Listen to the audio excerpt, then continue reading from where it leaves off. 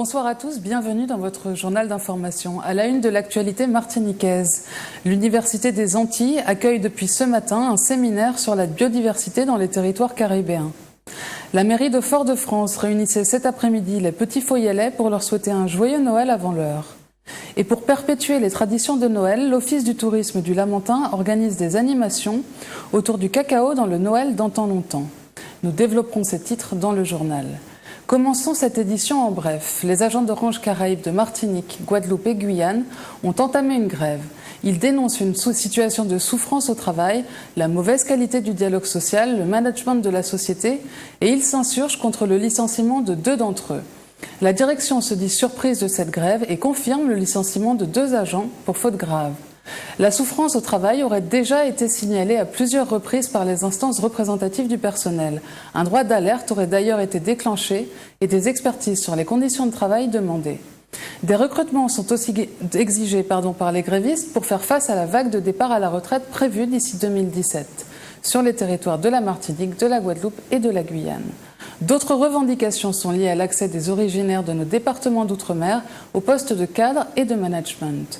L'action de l'intersyndicale consiste à gêner l'activité avec des piquets de grève et des prises de parole dans les différents établissements. L'intersyndicale toujours affirme que 80% des effectifs sont en grève au siège, alors que la direction dit que ça ne représente que 10%. Excusez-moi. Parlons maintenant environnement et biodiversité. Aujourd'hui débutait à l'Université des Antilles le séminaire intitulé « Biodiversité, risques écologiques dans les territoires caribéens insulaires ». L'occasion de rassembler et de confronter les notions et les hypothèses sur le sujet. Un reportage de Manuela Montlouis. Ce matin, à l'amphithéâtre Hélène Sellaï du campus universitaire de Schœlcher, a débuté un séminaire consacré aux biodiversités et aux risques écologiques dans les territoires caraïbes insulaires. De nombreux chercheurs spécialisés dans les sciences biologiques, les sciences de l'analyse des données et les sciences de l'homme ont présenté leurs travaux face à une assemblée attentive. Durant la première journée de ce séminaire, ont été abordées entre autres les données générales sur l'écologie forestière des Petites Antilles, les actions de restauration de la mangrove ou encore les écosystèmes humides littoraux. L'objectif de cette rencontre est clair: confronter les concepts, les théories et les hypothèses relatives aux problématiques de la biodiversité. L'objectif, c'est de comprendre le fonctionnement, l'évolution et les possibles utilisations de la diversité du vivant dans les îles tropicales, notamment la Martinique, parce que c'est un enjeu mondial, un enjeu régional, et c'est la seule, à mon avis, ressource que nous avons en termes de développement économique, mais aussi en termes de développement territorial tout court. Ce séminaire qui est ouvert pour tout un chacun parce qu'il est nécessaire de comprendre comment fonctionne la biodiversité pour imaginer son utilisation, parce que c'est une ressource fondamentale pour le développement. La biodiversité dans la Caraïbe possède de nombreuses qualités, ce qui en fait un champ d'analyse primordial pour les scientifiques. Dans les Petites Antilles, c'est qu'elle est très, très riche, mais elle est surtout sujette à érosion. À cause de l'homme, des activités humaines. Elle est connue dans certains aspects, mais elle est aussi mal connue dans d'autres, notamment tout ce qui concerne les spectres chimiques des plantes, leur fonctionnement précis, leur mode d'association, les facteurs qui sont à la base de tout cela.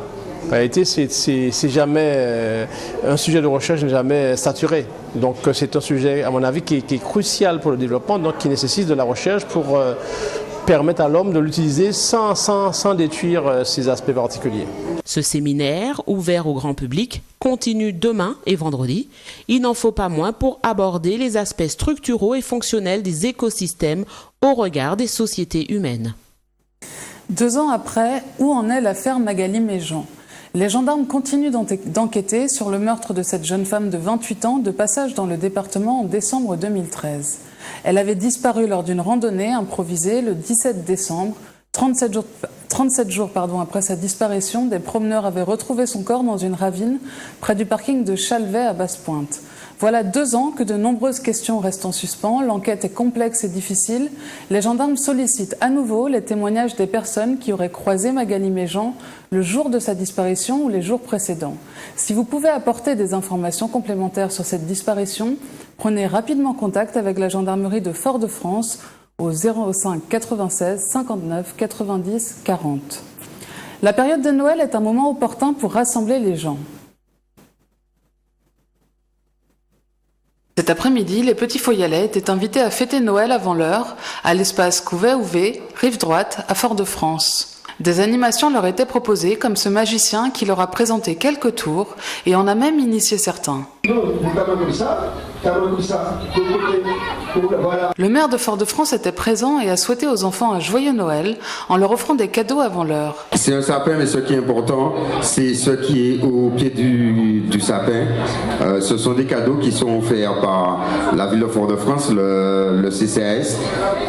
Pour vous, je vous souhaite un joyeux Noël et de bonnes fêtes de fin d'année. Merci beaucoup. Un moment convivial et joyeux qui a rempli de lumière et de sourires les visages des enfants. Noël est aussi une période pendant laquelle vivent les traditions. L'Office du tourisme du Lamentin propose à partir d'aujourd'hui et jusqu'au 18 décembre, c'est-à-dire vendredi, des animations autour du Noël d'antan longtemps et du cacao. Dégustations, ateliers de fabrication et jeux sont proposés rue Pierre Zobda-Kittmann à Bas-Mission. Cet après-midi, les enfants y apprenaient comment fabriquer le chocolat à l'ancienne. Jean-Pierre Zabulon s'y est rendu. L'Office de tourisme du Lamentin a décidé ce matin de créer une animation autour de la fabrication du chocolat et ses dérivés. Un village en temps longtemps a été mis en place pour la cause. Les enfants ont pu voir comment on cassait la cabosse, comment on faisait macérer les fèves, le séchage des fèves et aussi la torréfaction. Donc ils ont pu voir tout ça ce matin. On a pu déguster aussi du gâteau au chocolat, glace au chocolat. Et il y avait aussi des petits reportages qui montrent sous différentes formes ce qu'on fait avec les fèves pour fabriquer le chocolat, les différentes sortes de chocolat, d'où sort le chocolat, voilà. On a retenu qu'on est venu ici pour découvrir le grand des parents. On a retenu que les jouets que les enfants faisaient, où ils dormaient, et ce qu'ils faisaient, les punitions, qu'est-ce qu'ils faisaient, quelles punitions que les parents leur donnaient. Avant d'aller à l'école, il allait remplir, il allait donner de l'eau de l'eau aux animaux pour nourrir les lapins, les cochons. Alors on trouvait installer une certaine manière, parce qu'une épicerie d'avant, on ne construisait pas une épicerie, c'était soit une arrière-chambre, un local, un petit point vide de la maison, qu'on mettait en place un certain nombre de besoins qu'on avait constatés dans le quartier qui manquaient. Mais cette épicerie se faisait un réel plaisir de trouver tout, hein. Ça dépannait. Alors voilà, alors on trouvait ici, j'ai connu ça, le pois cassé, le pois vert. Peut-être que vous ne connaissez pas ça, c'est le pois cassé. C'est pas de la lentille. À l'approche des fêtes de Noël, l'accent a en effet été mis sur le chocolat, mais pas seulement celui-ci, le pois cassé, le riz, les lentilles, mais à la façon d'antan longtemps. Et l'association La Cigogne proposait cet après-midi aux enfants de différents clubs sportifs martiniquais une rencontre sportive. Le stade Gratien du Lamentin a accueilli les sportifs en herbe âgés de 3 à 10 ans pour le Kids Stadium Cross. Jean-Pierre Zabulon est allé à leur rencontre. La Cigogne a aujourd'hui au Lamentin proposé le Kids Stadium Cross qui, comme son nom l'indique, est réservé aux enfants de 3 à 10 ans. Alors cette année, nous sommes plutôt sur la partie bébé à clé, parce que la fédération nous a donné l'agrément pour mettre en place vraiment la partie, les animations chez les tout petits bébés à clé qui est sur l'autre côté de l'autre côté. Pour nous, on les fait découvrir l'athlétisme. Hein. D'abord, ils vont sauter, ils vont courir, ils vont faire des jeux autour de l'athlétisme. De l'athlétisme. Alors les communes participants, vous avez le Zénith, vous avez le Robert, vous avez la Cigogne, le Golden Star, le Just Robert, le François, j'ai oublié le nom bien, et le nouveau club aussi, le Marin, qui est en bleu, qui a déjà beaucoup d'enfants. Parents, ils sont contents parce qu'ils voient leurs enfants participer sur des activités qu'ils n'avaient pas faire, ils étaient chez eux. Parce que nous, le but, c'est de les faire sortir chez eux, qui ne sont pas devant une télé, qui font des activités chez les tout petits. J'ai sauté, j'ai slalomé, j'ai aimé, j'ai couru, C'était cool, je suis arrivée premier et je pense que j'aurai une médaille. J'étais la deuxième en relais, une course avec 3 personnes. Et je m'amuse très bien à l'athlétisme. L'aventure continue ce samedi, en effet un colloque baby athlé pour les entraîneurs mais aussi pour les parents désireux de le devenir pour les tout petits. Et c'est la fin de cette édition. Retrouvez dans un instant les informations nationales et internationales avec Euronews. Passez une agréable soirée sur Zouk TV. À demain.